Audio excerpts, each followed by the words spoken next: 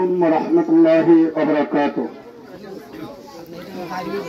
সকলে আগে একটু তাকবীর দেন। নারে তাকবীর, নারে রিসালাত, ঈদে মিলাদুন নবী জিন্দাবাদ জিন্দাবাদ। আজকে পবিত্র ঈদে মিলাদুন নবী উপলক্ষে আমরা এই জশ্নে জুলুসের আয়োজন করেছি।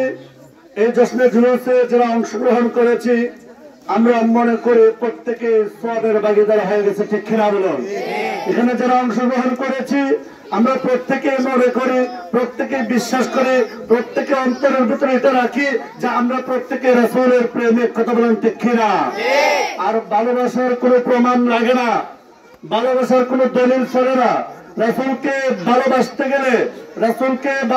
গেলে সে যদি দুনিয়ার কাজও করে ফেলে ওইটাও জায়েজ হয়ে যায় যদি রাসূলের প্রেমে হয়। সুবহানাল্লাহ।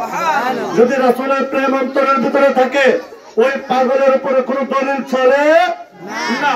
কোরআনে আল্লাহ বলেছেন যে আপনারা তোমরা ফজিলত পাওয়ার পরে তোমরা খুশি উদযাপন করো।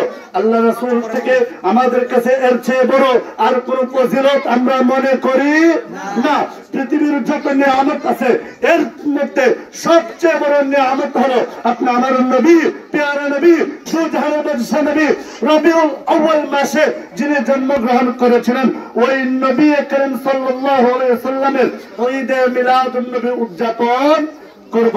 যতদিন আছি করে আসতেছি এবং বর্তমানে করতেছি, ভবিষ্যতে দুনিয়ার বুকে যতদিন বাঁচব ইনশাআল্লাহ ঈদে মিলাদুন নবী আমরা পালন করব।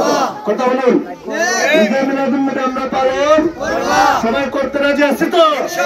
আল্লাহ পাকের হাদিসে আছে রাসূলের ঈদ আছে, রাসূলের জন্ম দুনিয়ার বুকে হয়েছে, কথা বলেন ঠিক কিনা?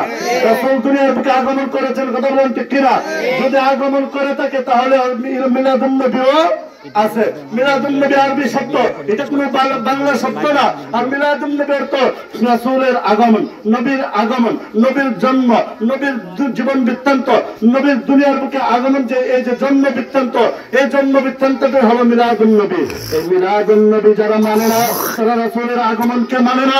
এই মিলাদুন নবী যারা মানবে না, মিলাদুন নবীকে যারা অস্বীকার করে প্রকৃতপক্ষে তারা আল্লাহ রাসূলকে অস্বীকার করে, কথা বলেন ঠিক কিনা?